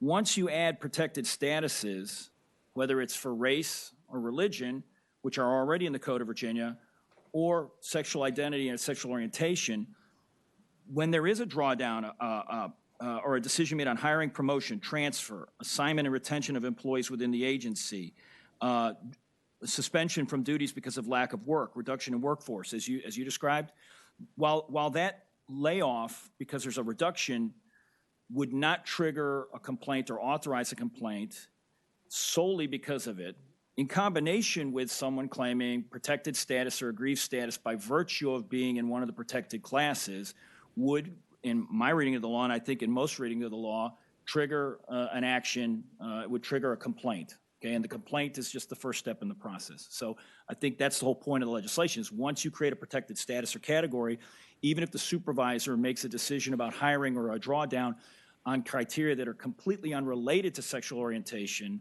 or gender identity, that becomes the trigger for a complaint and the trigger for a hearing and a proceeding that could lead to litigation downstream or a cause of action. And that would be independent of whether or not the supervisor or manager was aware of the sexual orientation or the gender identity. And by the way it defines sexual orientation, everyone's covered, because it says sexual orientation means a person's actual or perceived heterosexuality, bisexuality, or homosexuality. And it's actual or perceived. In effect, the language that defines sexual orientation expands the protected class to everyone. And then what it does is it creates the trigger for a complaint whenever there's a hiring or firing decision, a drawdown decision, a reduction in workforce decision, because everyone will qualify based on the definition of sexual orientation starting at line 20 of the bill. Thank you. I thank the chairman. Any other questions? Is there a motion? Mr. Chairman, before I have a question of the patron. If I could ask, I am very familiar with this particular area, and for years I noticed that in an effort to increase marketing to the gay and lesbian community, one of the talking points was that the average income was substantially higher than for someone who was not gay or who did not fall into that particular area. And so it strikes me as unusual that we take a group that has above average income, and I'm not talking about a small amount, but significantly above average, and we give them special protection under the law. Is there some reason why we would do that? Sure. If you look at research from the Williams Institute from University of California, it shows that, for example, that lesbians, particularly in rural areas, have less income than gay men. But this is a broader issue, and there are a few things that Mr. Janis said that I just wanted to address, if I might, very briefly. He said that all people are covered, and that's the point. If I'm gay and I fire you because you're straight, that should be covered. It should be irrelevant. Further, he stated that the private sector already has these protections, and that's absolutely correct.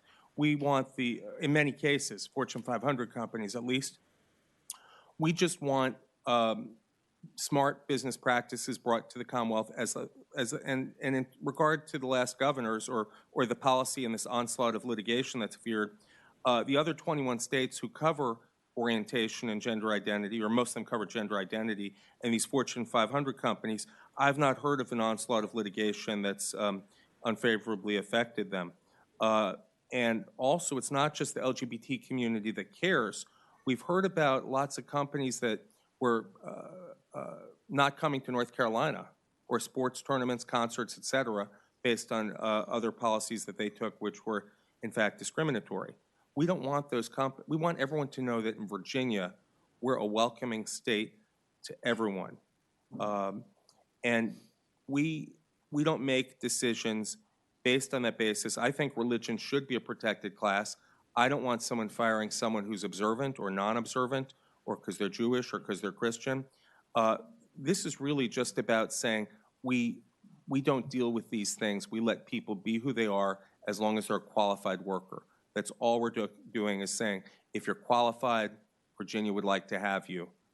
We want the best and brightest workforce, and we want to make our state a 21st century new Virginia economy state.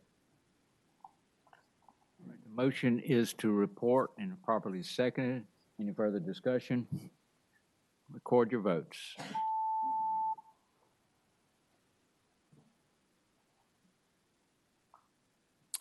Ayes 12, noes 3. Okay. Let's see.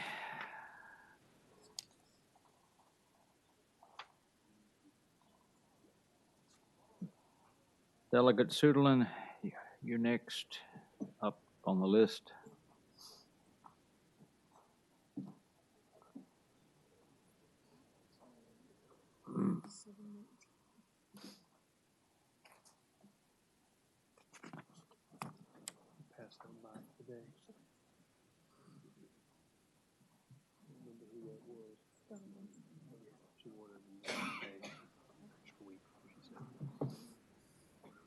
I've got two bills up, one dealing with amendments to a real estate code and one dealing to an adoption leave benefit for state employees. Which would you prefer first?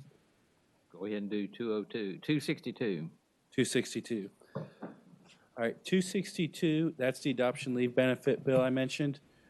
This committee reported favorably on it last year. Sent it to Finance. Finance then reported on it favorably as well. And then it passed the Senate. It went over to the House, where it came back with a reenactment clause and a study provision for it. This year is the same policy proposal as last year. It says that if a state employee chooses to adopt an infant, that's a child a year younger, then they would be qualified for paid leave in the same way as if they were a state employee that gave birth to that child. And this has become an issue. One, I support doing this because I think it's something we should support, more adoption amongst our state employees. But also, this has been an actual issue for members of the Office of the Attorney General's staff in recent years, where they had this issue. So, is there anyone here to speak in opposition to Senate Bill 262? Did you have any witnesses that wanted to speak? I was looking to see if they were present today. They're not. I think they will likely be if it goes to Finance, though. So I told them that if we can't get it out of here, we're out of luck anyways. So you got to get it to Finance, and that's where I need their testimony more. Because I think as a policy position, we support this. I think we just need to weigh the cost of it, which I think is worth the cost, but that's where they are today. And this would give them 6 weeks That's still. it's the same leave benefit they would get if they gave birth to that child. And it only qualifies for an adoption of a child 1 year age. It says infant, but that's how it's defined, 1 year less. And also, if there's 2 state employees that would have the same qualifying child, because they're adopting that child together, only one of them gets to take it. Properly moved and seconded, the bill be reported and re-referred to finance. Any further discussion? Hearing none, record your votes.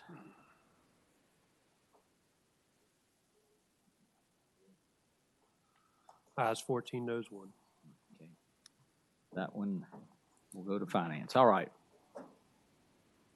And the next bill, which is HB 864, or sorry, I've got too many notes here. 514. 514? Yes. Okay. Go ahead. Yes, I've got a substitute, Mr. Chairman. All right. Is there a motion to adopt the substitute? Properly moved and seconded, the substitute for Senate Bill 514 be adopted. All in favor say aye. Aye. All opposed? Okay. All right. First of all, for the substitute, there's simply a amendment in there changing a reference to the required education hours for brokers. It was placed in the wrong section in drafting, and now it's in the correct section. So that's, if you liked the bill before, didn't like it before, that's the only real difference since the substitute. I've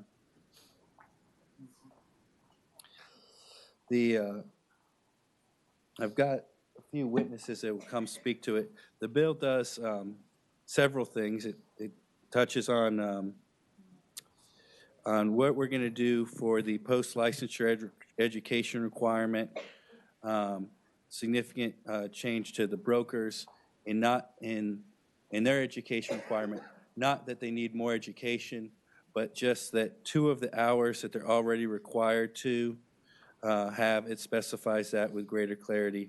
And I think that Mr. Dix, representing the Realtors Association, would be happy to answer any questions you all might have.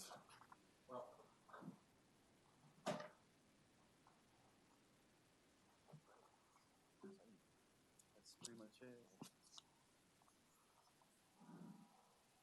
If there's no questions, as a member of the committee, I'll move to report. I didn't know it. There's several provisions in here. It's basically an update bill. Just wanted to make it clear on the hours requirement. We're not adding more hours. We're just specifying how 2 of those hours will be spent. And that's the only question I've gotten from anyone else. I don't know if you've gotten any concerns. Hearing none, is there a motion? Second the motion. Thank you. No further discussion, record your vote. I was going to say, you seconded my motion. Okay, that bill is reported. All right. Thank you. Thank you. Okay, you ready? Yep.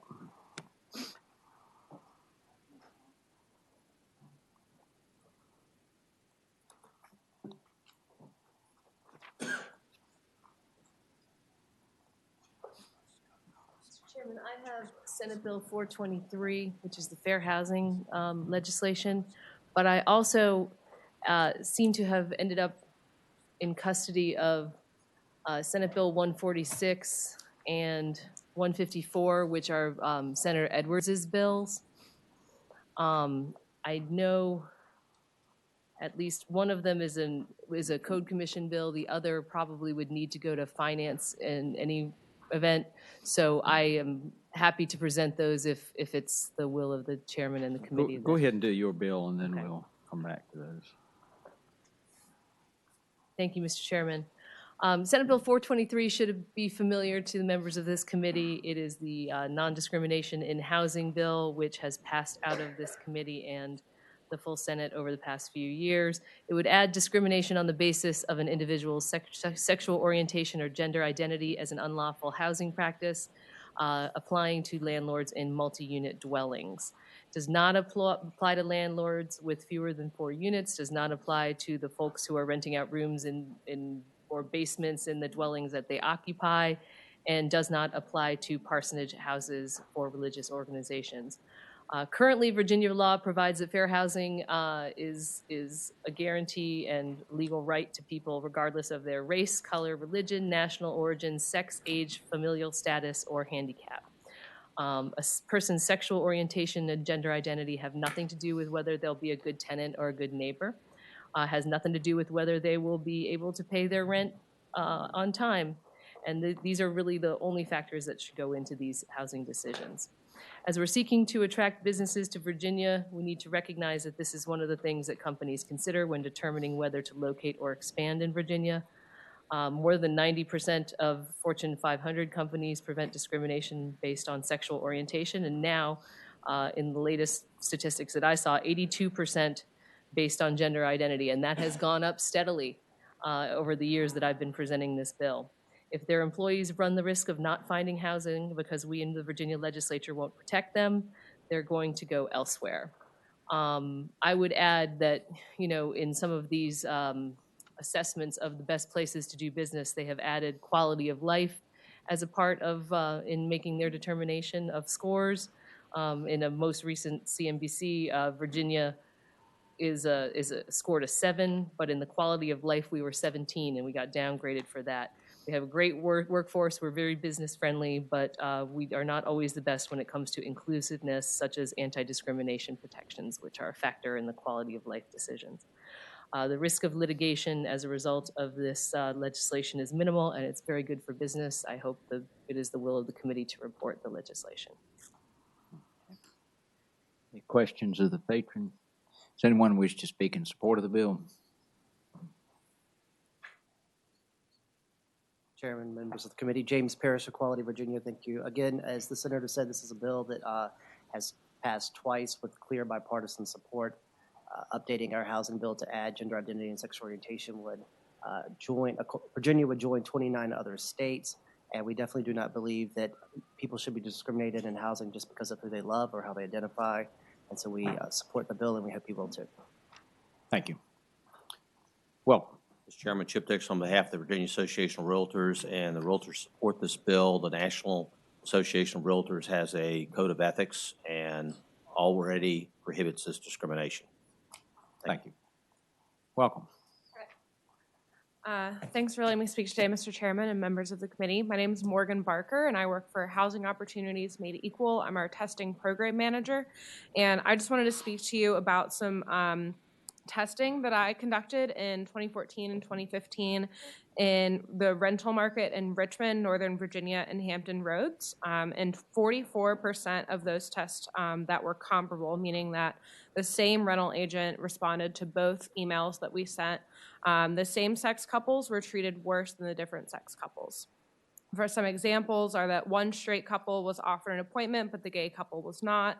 A gay couple was told about a special that the straight couple was told about a special that the gay couple was not told about, and a straight couple was encouraged to apply online while the gay couple was not encouraged to apply. Some arguments against bills like this that I've heard, especially earlier when we were talking about the employment one, is that this type of discrimination isn't very common. We don't need to protect against it. But I beg to differ with that. If you look at studies completed in Virginia, including ours, and other studies across the country based both on testing evidence and anecdotal evidence, you'll see that this is pretty widespread.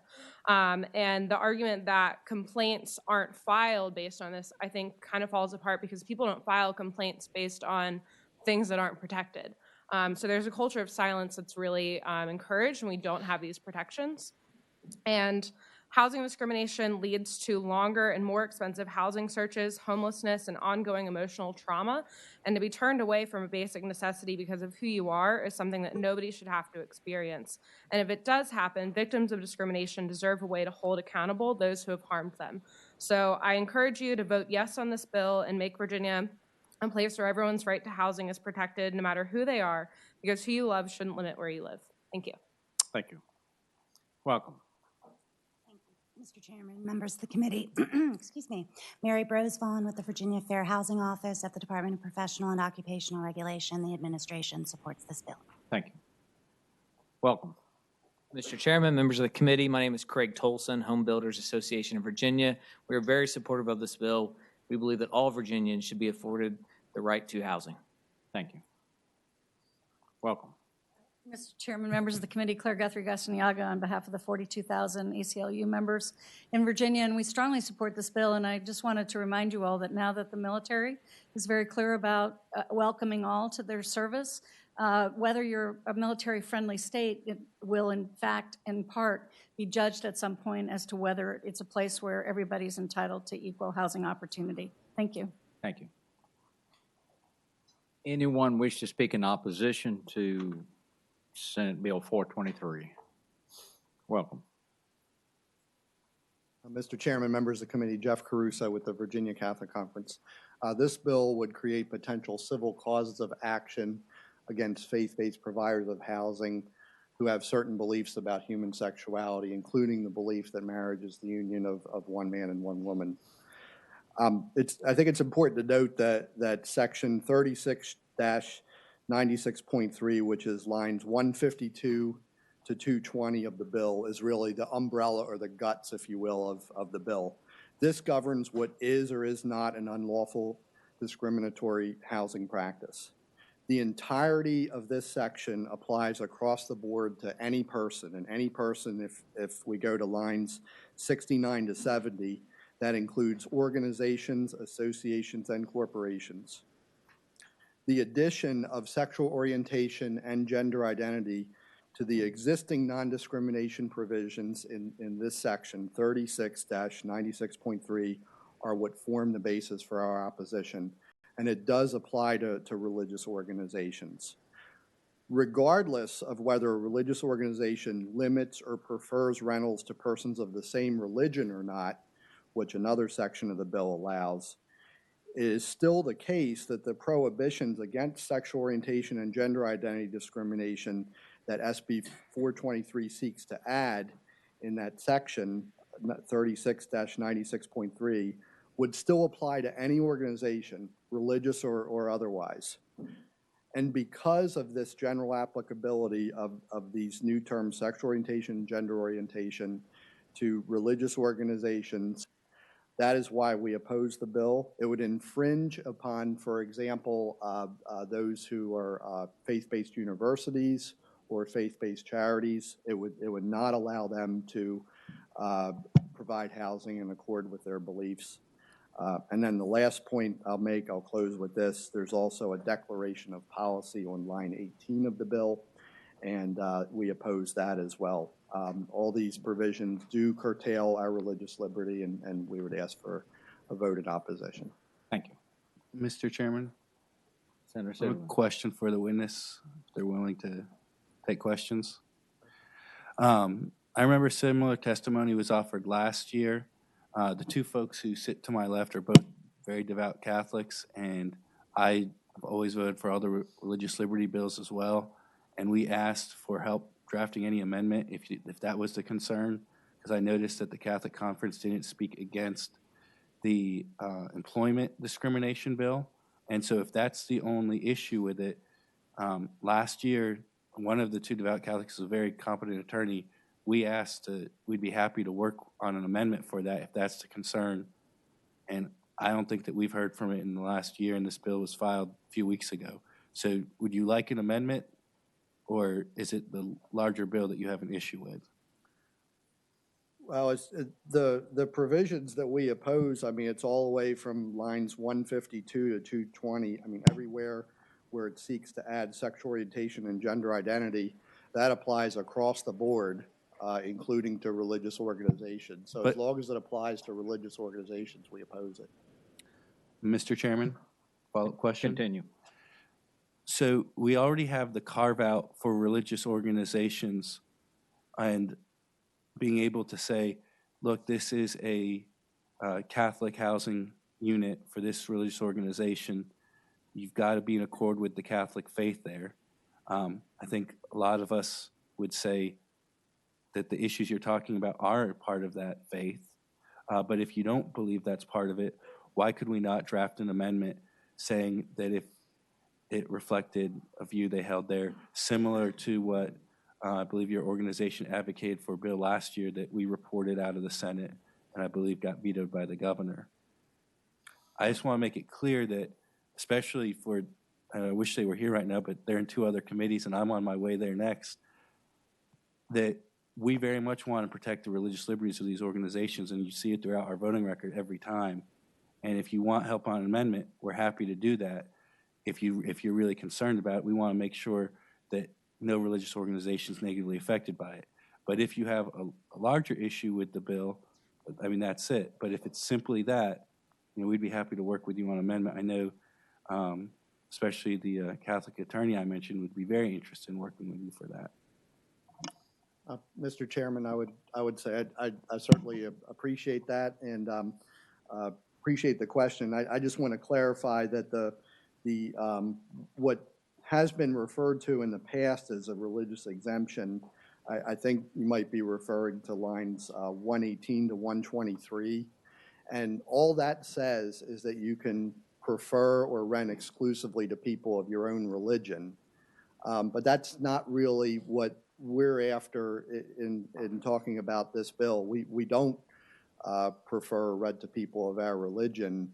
We're not interested in non-discrimination based on religion. What we're interested in is not having to provide rental housing, for example, to a same-sex couple on the same basis as a couple that's married as the union of a man and a woman. I mean, that's really the crux of it. It's not non-discrimination based on religion. It's the adding these terms, sexual orientation and gender identity. But as far as working for what would truly be a religious exemption, I think that that is something of potential interest. That completes your question. All right. Senator Evans. And I mean this with all due respect. I just want to bring up 2 points or clarify one thing. Would the Catholic Conference of Virginia like to discriminate against lawfully married couples that wanted to rent a unit? Is that something that you can represent or not? Or would you like to be able to do that and not have them live in your housing? I'm sorry, could you repeat? I'm not trying to understand.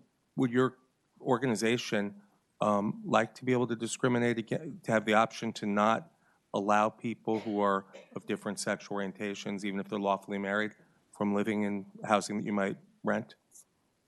Well, a faith-based organization that believes that marriage is the union of a man and a woman, I mean, whether it's a faith-based university or a faith-based charity, they would want to provide housing to everyone, but they would not necessarily provide married housing in the same way to a same-sex couple as they would to a man and a woman who are married. They would want to adhere to their beliefs about marriage in the provision of housing. Okay, and if I might just follow up with one question or one point. And I do respect your opinion. I'm not trying to give you too hard a time. The other thing that I had read about Pope Francis was on April 8th, he urged priests around the world to be more accepting of gays and lesbians, divorced Catholics, and other people living in what the church considers irregular situations. So just a note that I, had something I noted about the current leadership of the church. But again, I'm not trying to give you a hard time. Just wanted to make an observation. Thank you. Senator Black. Just comment, if I could. You mentioned the decision of the U.S. Supreme Court, and I think it's one of the fundamental misunderstandings is that somehow the Supreme Court legislates through its decrees the moral laws of the Catholic Church and of the various other churches of Christian denominations and otherwise. The fact is that their moral laws are come from God. They don't come from nine gods. They come from the God, and so you're not when you look to that. I don't think you're going to find that the churches are going to see that as definitive. So what you do is you set up a conflict between the existence of religion and the dictates, the moral dictates of courts, the decrees. Now, when the Supreme Court issued its decree legalizing same-sex marriage, 3/5 of all of the states had gone through this enormous process of changing their constitutions, not just conservative states. California had gone through referendum and so forth. And so essentially you had one person who made a decree and said, this is going to be the new rule. I would just say that personally, I do not believe that you can have the coexistence of free religion and dictates of the state in issues of morality that are so fundamental as these. And already you can see the First Amendment is being eroded enormously. It is in terms of freedom of religion, and it is extending to freedom of speech with hate speech codes that where someone quotes scripture and says, I believe this, and the next thing they are suspended from a position. There was someone in the news just the other day, I think a football player. And so I guess I would just say that you're not going to find the church governed by decrees of the Supreme Court. It's just not likely to happen. Thank you. All right. Is there a motion? Properly moved and seconded that Senate Bill 4, whatever the number is, 423 be reported. All in favor, report to vote.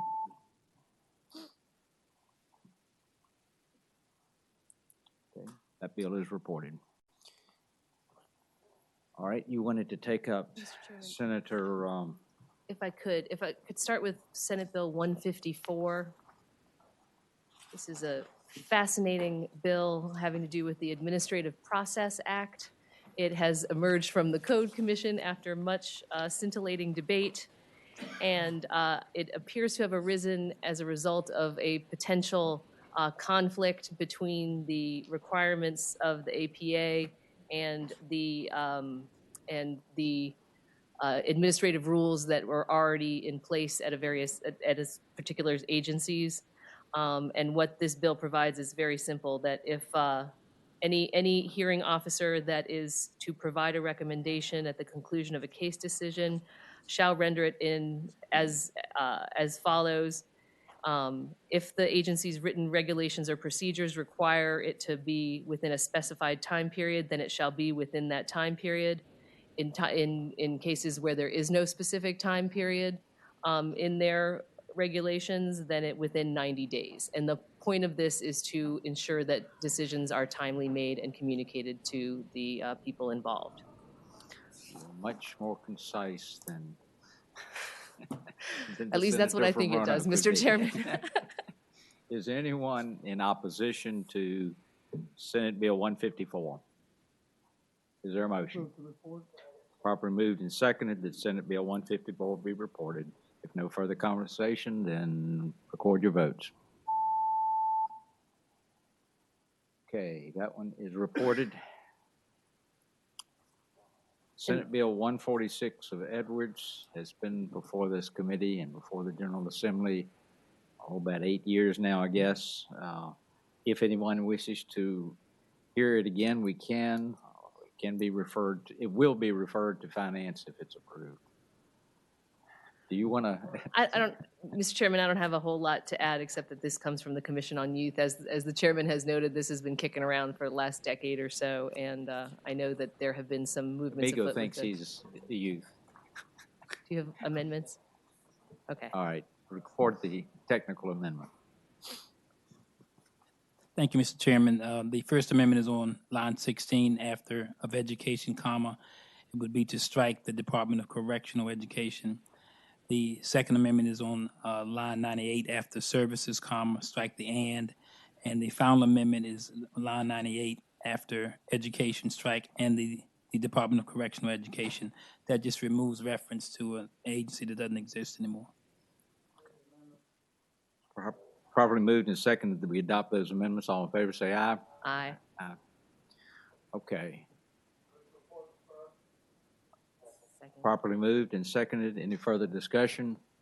Refer to finance. Hearing none, record your votes.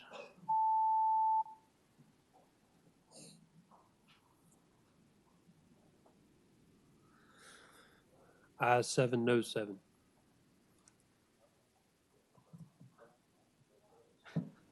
It fails. Okay. Do Thank you, you Mr. want to Chairman. renege your right to do that? We'll probably get 8 votes against it next time.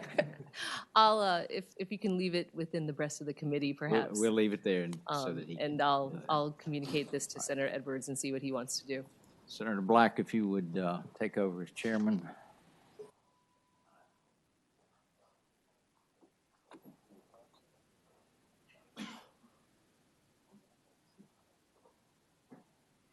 We have,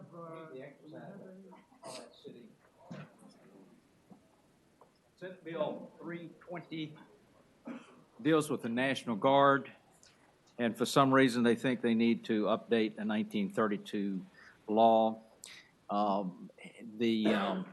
Certain properties have been given to the National Guard to encourage them to be in sites. Our units are not in the same places that they were. They're not doing the same services and training. So they would like a clear determination that if the original owners of the property want it back, then it's clearly that they will get it back. Is that a fair summary? That is a fair All summary, right. yes, sir. It's really just updating the language of the code for the most part. There's some additions to it, but uses the word disbands, has some other language in there. We've had some difficulty in the past few years when we've had properties that we're not using any longer because of the consolidation. We've had some difficulties giving those back to the localities that had given us the properties in the first place. Chatham is one example. So we just want to clear up the code language so we don't have those difficulties. We're in a position to give this property back after the structure's not being used okay, anymore. just to divest yourself of the property. Yes, sir. Do we have any opposition to the bill? Mr.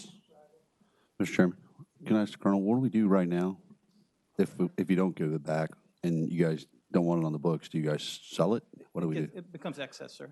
Roger. Okay, that's all. Thank you, sir. Okay, we have a motion to report properly seconded. Would we show the vote? All in favor, say aye. Let's see. Local can't vote. I'm not quite sure. Oh, okay, that's her. But you can vote, Senator Black. Okay, we've Ayes got it 14, figured no out. 0. What was your next bill, Senator Russ? Senate Bill 325 deals with the Secretary of Veteran Services. We have done a lot in the last few years for veterans. We have added sections of the code. Apparently, somewhere in that process, we have not clarified that the Secretary of Veteran Services is actually in charge and is the responsible party rather than the commissioner. This clarifies in the code. I see. Any opposition to this bill? Do we have motion to report? Properly seconded? All in favor, aye. Can you vote me there? Okay, that's reported 14-0. Do we have another bill? That's all. Thank you, Mr. Chairman. Mr. Chairman, McPike had 648. the earlier action on Senate Bill 194, I have a similar bill, Senate Bill 648. I'd ask that the committee reconsider which the vote was taken to refer the bill to Finance in order to roll my bill into Senate Bill, Housing Commission, sorry, into Senate Bill 194, and list me as co-chief patron. I apologize. Would you just repeat, starting, your bill is 194? It's Senate Bill 648. 648, did you say? Yep. This committee has taken previous action today on Senate Bill 194 and sent that bill to the Housing Commission. What I'd ask is to reconsider the vote in order to roll my bill into it and then take In the order appropriate action. to, all right. I see. Okay. Yeah, reconsider. Mr. Chairman. Reconsider the motion to PBI. All right, we have a motion properly seconded to first reconsider Senate Bill 194. And we have second. Okay, can we vote that? All in favor, say aye.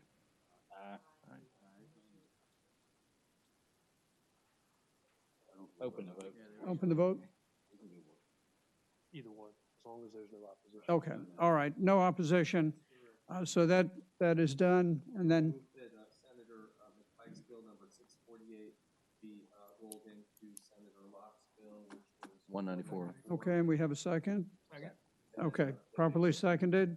All in favor of that, will say aye. You have to vote on this. Have to vote, okay. Vote is open. It has to be PBI and. Okay, move to PBI, for lack of a better term, and refer to the Housing Commission letter. Okay, so the motion is to PBI and send to the Housing Commission with a letter, and is there a second? Second. All right, all in favor, will vote aye.